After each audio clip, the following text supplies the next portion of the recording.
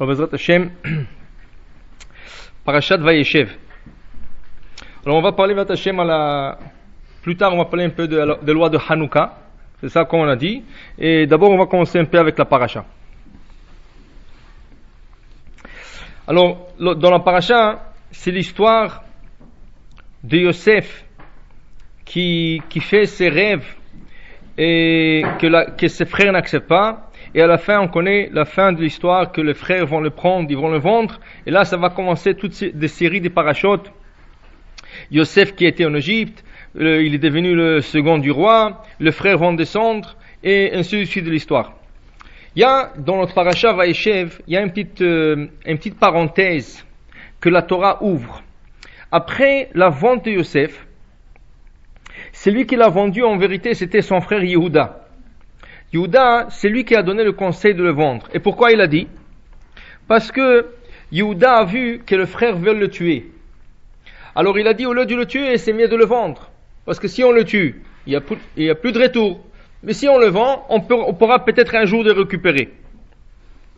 À cause que c'est lui qui a donné le conseil et c'est lui qui l'a vendu, dans ce cas, la Torah ouvre une parenthèse avec une petite histoire qui se passe avec Yehuda. Yehuda, il a 3 enfants. Onan et Shelah. Et voilà que l'aîné de Yehuda, il se marie avec une femme qui s'appelle Tamar. Et voilà qu'il fait des choses qui ne sont pas acceptables. Et Hachem, pour ces raisons-là, il a enlevé de ce monde. Et là, il y a une mitzvah que le frère se marie avec la Tamar. Alors le deuxième frère, Onan, il se marie avec Tamar, mais lui, il refait le même faute qu'a fait son frère. Et dans ce cas, Akadosh Baruch Hu l'enlève aussi de ce monde, et il reste le troisième frère qui est Onan. Puisque la femme a été déjà mariée 2 fois, et malheureusement 2 de ses maris sont décédés, alors Yehuda n'avait pas l'intention de marier la Tamar avec son troisième fils, qui est Shelah. Alors il lui a donné une excuse. Il lui a dit, écoute, il est jeune, il est trop jeune pour se marier, alors tu vas attendre. Alors elle est rentrée chez elle, chez ses parents, elle attendait. Dit la Torah, et voilà qu'elle voit que Shelah est déjà dans l'âge de se marier, et personne lui parle de ça. Ça veut dire qu'elle a compris que Yehuda n'a pas l'intention de lui donner à se marier avec Shelah. Qu'est-ce qu'elle fait? Elle se dit qu'absolument, elle ne quittera pas cette maison sans avoir des enfants de cette famille. Pourquoi? Parce que c'est la famille des patriarches, c'est la famille de Yaakov. Yehuda, c'est un des tribus. Alors elle se déguise. Elle enlève ses robes de deuil, elle se déguise, elle s'assoit sur une intersection de chemin. Et voilà, un jour, Yehuda, qui entre-temps a perdu sa femme, il a perdu sa femme, Yehuda monte voir ses troupeaux. Et en route, il arrive sur cette intersection. Il y a Tamar juste à côté, mais lui, c'est sûr qu'il n'a pas l'intention de la regarder ou faire quoi que ce soit. Mais Rashi nous dit qu'il a été forcé par un ange de la regarder. C'est-à-dire un ange, comme si un ange l'a forcé d'aller vers la femme. Donc, une fois qu'il arrive vers la femme, il lui dit, écoute, est-ce que je pourrais te prendre? Elle lui dit, oui, qu'est-ce que tu me donnes, qu'est-ce que tu me donneras? Elle dit, mais je n'ai pas pensé d'être en route et dans cette situation, je n'ai rien. Il dit, bon, mais qu'est-ce que tu vas me donner plus tard? Elle dit, je vais t'envoyer une brebis du troupeau. Alors il lui dit, donne-moi un gage. Quelque chose, en entendant. Alors il lui donne son bâton, il lui donne sa bague, et il lui donne sa cape. Il dit, voilà, tu gardes ces 3 objets comme gage, et quand moi je envoyerai la brebis, tu me retourneras mes objets. Il dit, pas de problème. Et voilà qu'ils sont ensemble, et qu'est-ce qui arrive? Elle tombe enceinte tout de suite, chacun va de son côté. Yehuda, il garde sa promesse, il envoie une brebis vers la femme, mais quand le messager arrive dans la ville, là où il a trouvé la femme, et il demande après elle, personne ne connaît cette femme. Ça veut dire que cette femme n'a jamais existé dans cette ville. Alors là, Yehuda lui dit, retourne, parce que le plus que tu vas chercher, le plus le gens vont savoir, c'est mauvais pour nous. Dans ce cas, il décide de garder la brebis. Qu'est-ce qui arrive? 3 mois plus tard, dit la Torah. Vayugad Yehuda les morts, Zanta Tamar Kalatecha, on dit à Yehuda, Tamar a commis un acte de débauche. Pourquoi? Elle est enceinte. Normalement, il ne devrait pas être avec un autre homme tant qu'elle ne s'est pas mariée avec Sheila.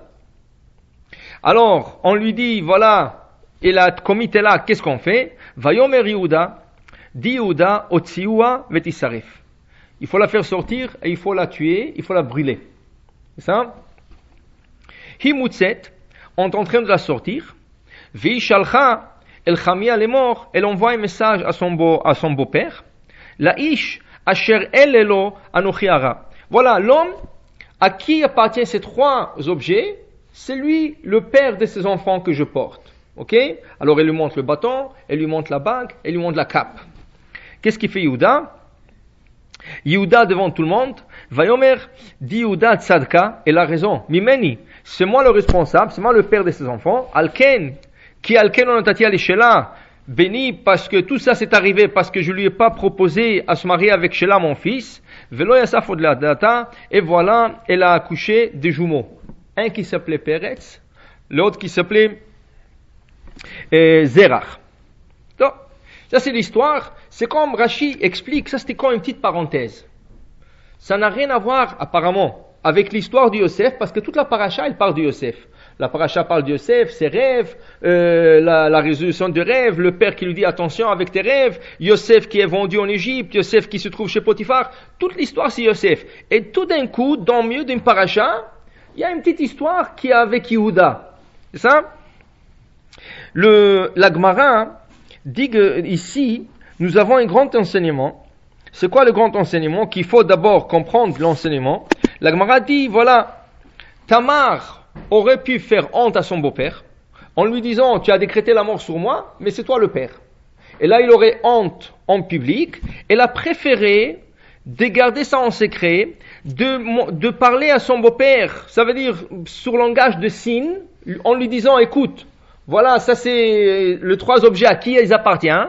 S'il avoue, il avoue. S'il avoue pas, elle a préféré de se faire brûler, tuer, et de ne pas dévoiler que son beau-père a fait, c'est lui qui est responsable de cet acte.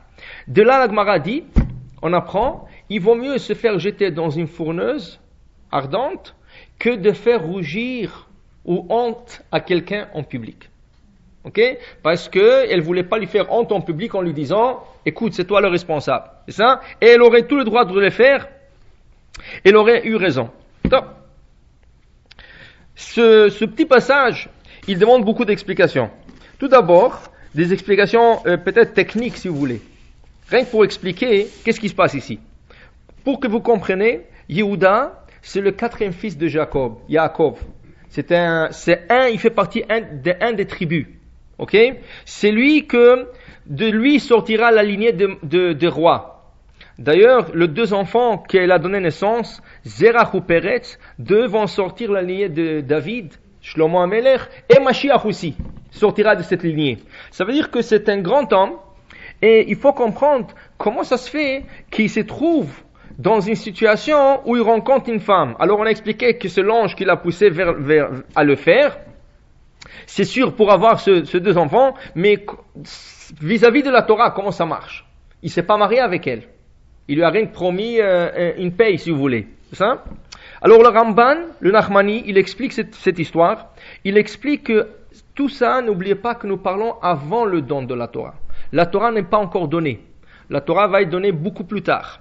Dans ce cas, avant le don de la Torah, il était permis qu'un homme soit avec une femme en lui promettant une certaine somme d'argent. C'est ça? C'est pas Chad Shalom constitué, si vous voulez, la prostitution. C'est un acte permis selon la Torah avant que la Torah soit donnée. Une fois que la Torah est donnée, la Torah exige que un homme ne peut pas être avec une femme sans avoir une ketouba. Même un couple marié, on va dire ils sont mariés 10 ans, 20 ans, 30 ans, le jour qu'il perd la ketouba, il s'est écrit que le mari a l'obligation de faire une de 2 choses, le plus vite possible, le jour même. Le jour que la femme lui dit, écoute, je n'arrive pas à trouver notre ketouba, notre acte de mariage, et ça c'est notre contrat de mariage, le mari est obligé tout de suite de lui donner un gage, ça veut dire quelque chose de valeur, pour lui dire, écoute, tu le gardes jusqu'à je vais t'écrire une nouvelle ketouba, et il a l'obligation d'aller voir un rabbin pour qu'il lui écrit la ketouba le plus vite possible. Chaque jour qui passe, c'est comme un péché pour eux. C'est ça? Un homme et une femme n'ont pas le droit de rester sans ketouba, sans contrat de mariage. Et là, cette histoire qu'il y a devant nous ici dans la Torah, c'est avant le don de la Torah, où la Torah a obligé qu'il y aura ce qu'on appelle le contrat du mariage. Maintenant, il faut comprendre aussi l'enseignement de la Gemara. La Gemara dit, il vaut mieux de se jeter dans le feu et de ne pas faire honte à quelqu'un en public. D'abord, d'où est-ce qu'on voit ça? D'où est-ce qu'on voit ça de la Torah? On aurait pu étudier ce passage d'une autre manière. La manière est la suivante. Elle est enceinte. Lui qui décrète sur elle qu'elle doit se faire brûler, c'est ça? Alors elle envoie un message en lui disant, écoute, le responsable, c'est celui à qui appartiennent les trois objets. La bague, la cape et le bâton. Oui? Maintenant, si lui, on aurait dit, si lui serait têtu, il aurait dit non, je connais pas. Moi, je connais pas. On sait pas. Il y a beaucoup de bagues, il y a beaucoup. Peut-être elle aurait dévoilé. Elle aurait dit non, tu veux pas admettre, alors je vais le dire à tout le monde, c'est toi. On ne sait pas qu'est-ce qu'il serait passé s'il n'aurait pas admis lui. Alors comment on peut dire un enseignement? Comment on peut dire il vaut mieux se jeter dans le feu, c'est ça, que de faire rougir quelqu'un en public. Mais on ne sait pas s'il serait jeté dans le feu. Pour le moment, il a admis. Mais s'il n'aurait pas admis, si la Torah aurait dit, il n'a pas admis, et là il s'est tué elle, alors on aurait compris l'enseignement. Mais la Torah ne dit pas. La Torah dit, à qui appartiennent ces trois choses? Et lui tout de suite, il a admis. Alors, comment on peut comprendre l'enseignement de la Torah à partir de ce passage? Alors, il y a un commentaire en arrière des livres de Talmud. Il s'appelle le Maharam Shif. Et le Maharam Shif, il dit, regardez bien le texte. Le texte, il dit, Vayomer Yehuda. Et Yehuda dit, Otsioua v'tisaref. Il faut la faire sortir pour la faire brûler. La Torah dit, Hi mutzet. Elle était déjà sortie, la femme. Elle est en route pour se faire brûler. C'est ça? Vehi shalcha el chami alemor. Et elle envoie en cachette un message à son beau-père en lui disant, le ish asher el elo anochi hara. C'est à l'homme à qui appartiennent ces trois objets, c'est pour lui que c'est à cause de, ou c'est pour lui que je suis enceinte. Dit le Maharam Shif, hi mutzet. Elle était déjà en route pour se faire brûler. Ça veut dire qu'on comprend qu'elle a accepté. Elle est sortie déjà. S'il aurait voulu contester, il l'aurait fait depuis le départ. Le fait qu'elle laisse jusqu'à la fin, jusqu'à la dernière minute, où elle est devant la porte pour se faire brûler, ça on comprend qu'elle l'aurait pas fait. En plus de ça, si quelqu'un possède une preuve contre quelqu'un, est-ce qu'il va lui remettre la preuve entre ses mains? Il l'aurait pas remis, il l'aurait gardé. Pourquoi c'est écrit dans la Torah, Hi mutzet vi shalcha lechamia? Elle a envoyé à son beau-père les trois objets. Non, il fallait qu'elle le garde.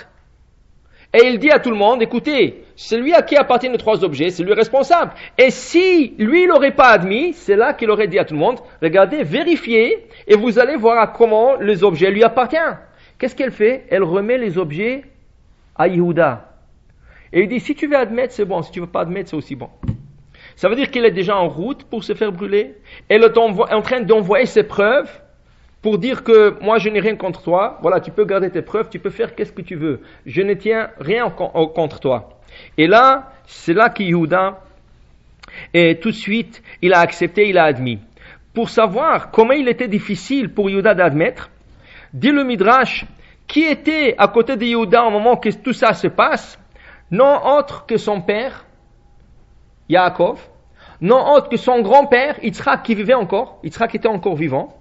Ça veut dire que juste à côté de lui, il y a son père, il y a son grand-père, Yitzhak, c'est ça? Et tout le Dayanim, tout le juge, et beaucoup de gens, parce que c'était comme une peine capitale, alors beaucoup de gens sont venus pour être spectateurs à ce qui va arriver à la Tamar, la belle-fille de Yehuda.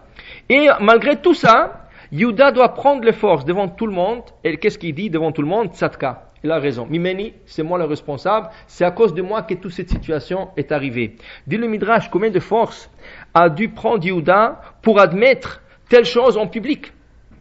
Il aurait pu l'appeler de côté et après, mais il a préféré que ça soit publié à tout le monde, qu'il n'a pas honte de dire que c'est lui responsable, et après il a envoyé la femme, ou il a repris la femme de version chez Rashi, et c'est d'elle qui vont sortir deux grands bébés qui vont porter toute la dynastie de rois.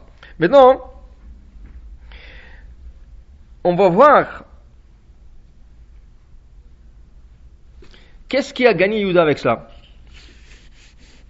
Vous allez voir que l'acte qui a fait Yehuda, c'est sûr que l'enseignement est là de Tamar. C'est Tamar que grâce à elle on apprend un grand enseignement. Ils vont mieux se jeter dans le feu que de faire honte à quelqu'un. Mais vous allez voir, qu'est-ce qui a gagné Yehuda dans cette histoire? Alors voilà. Tout d'abord, le Midrash dit qu'une des récompenses, c'est que tous les Juifs vont être appelés d'après Yehuda. Normalement, dans toute la Torah, nous sommes appelés Bnei Israël, les enfants d'Israël. Partout, nous sommes appelés des enfants d'Israël. Mais le Midrash dit, parce que Yehuda a fait ce qu'il a fait, les enfants d'Israël ne vont pas appeler rien que les enfants d'Israël, ils vont être appelés Yehudim à cause du mot Yehuda.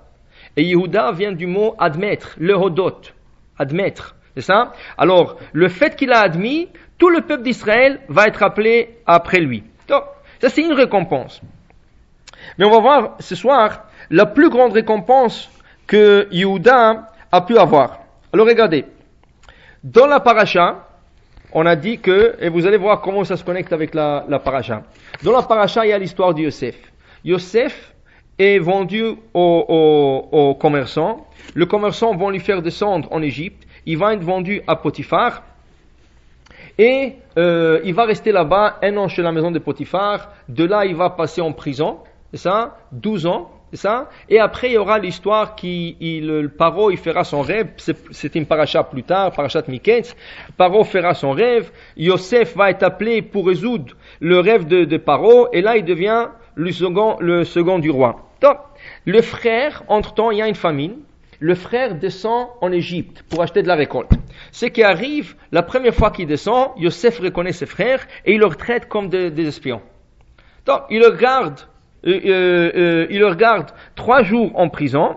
Le 3e jour, il relâche, mais il garde Shimon. Il garde un des frères comme garantie. Pourquoi? Parce qu'ils lui ont dit qu'ils ont un autre frère à la maison qui s'appelle Benjamin, Binyamin. Alors il a dit, tant que je ne vois pas Binyamin, je ne peux pas vous lâcher. Alors, vous allez emmener la récolte chez vous comme c'était une année de famine, mais je garderai Shimon.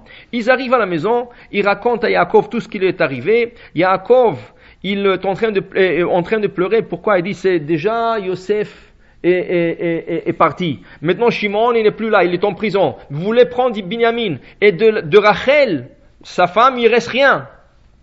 Là, il ne sait pas quoi faire. Il le retient. À un certain moment, il n'y aura plus de manger.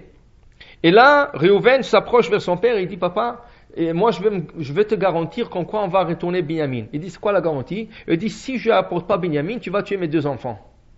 Il dit, comment? C'est des enfants et c'est pas mes enfants. Quelle sagesse de dire tu vas tuer 2 enfants parce que tu vas pas retourner Binyamin. Il dit, je te crois pas, laisse-le de côté. Après, Yehuda intervient.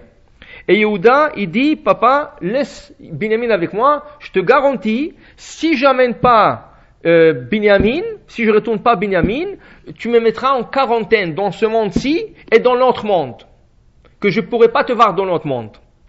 Donc, la vérité, la situation a fait qu'il n'y avait pas beaucoup de choix, et comme Yehuda était un homme très fort, alors Yaakov lui fait confiance, il prépare tout un cadeau pour le roi, pour le gouverneur qui est Yosef, et il envoie Binyamin avec le frère. On va voir l'histoire, c'est pas l'histoire de ce paracha cette semaine, on va voir l'histoire qu'à la fin, tout le monde retourne.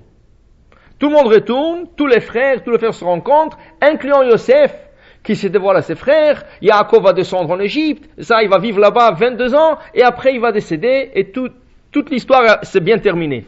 Donc, maintenant, vous savez que les 12 tribus, ils sont tous décédés en Égypte. C'est ça, Réhouven, Shimon, Lévi, Yehuda, ils sont tous décédés en Égypte. Le père aussi, Yaakov, décédé en Égypte, mais le père est remonté en Israël pour être entré en Israël. Les 12 tribus n'avaient pas la chance d'être entrés en Israël. Qu'est-ce qui arrive? Ils font jurer à leurs enfants que le jour qu'ils pourront sortir de l'Égypte, ils doivent les emmener les ossements de tribus pour les enterrer en Israël. Ça va être fait, ça va être Moshe Rabbeinu qui va délivrer le peuple d'Israël.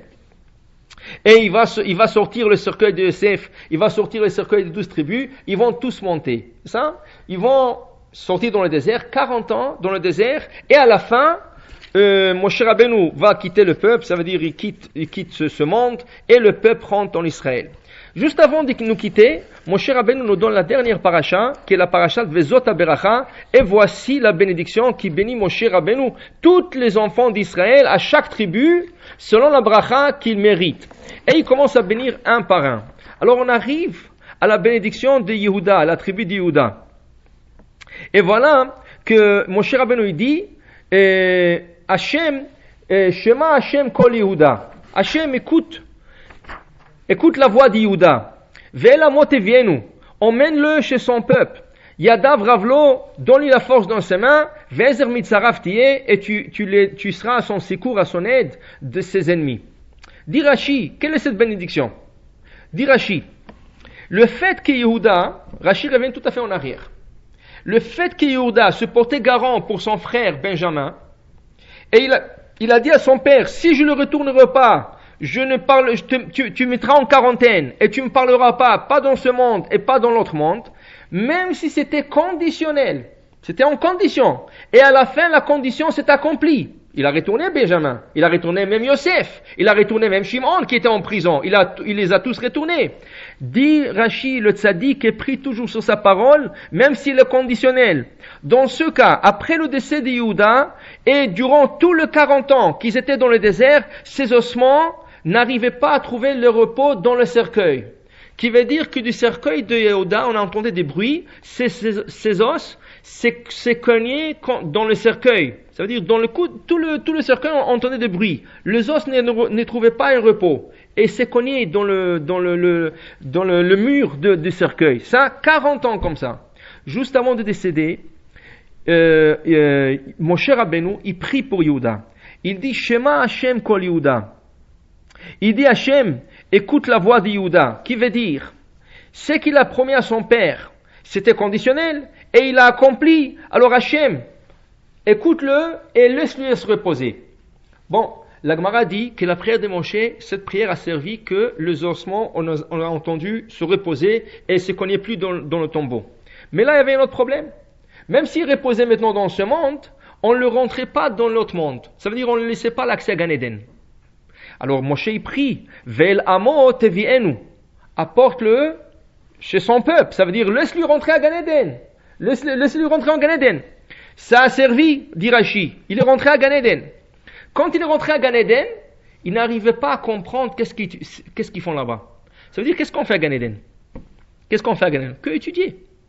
Il n'y a ni manger, ni boire, ni se promener, ni rien. On s'assoit, on étudie toute la journée la Torah. Et là-bas, le temps est éternel. Ça veut dire qu'il n'y a pas 24 heures. Il n'y a pas la notion du temps n'existe pas. Comme la notion de la faim ou la notion de soif n'existe pas, aussi la notion de temps n'existe pas. Les gens s'assoient, tout le rabbin, tout le gens, ils s'assoient et ils te disent. Mais Yehuda n'arrivait pas à comprendre du tout qu'est-ce qu'il parle. C'était comme du chinois. Il n'arrivait rien à comprendre. Alors Moshe prie pour lui. Hachem, tu lui as laissé reposer ses os. Tu lui as laissé déjà accéder à Gan Eden. S'il vous plaît Hachem, ve'lamo tevienu. Laisse-lui rentrer dans une yeshiva qu'il puisse comprendre qu'est-ce qu'ils sont en train d'étudier. Et ça a été accepté. Mais une fois qu'il est rentré, dit Rashi, c'est pas la fin. Pourquoi? Parce que chaque fois qu'il apportait des arguments, on ne les acceptait pas. Lui, il participait dans les cours, parce que là-bas, les gens ils participent, ils posent des questions, ils donnent leur avis. Et chaque fois qu'il donnait des propositions, des explications, des commentaires, personne ne les acceptait.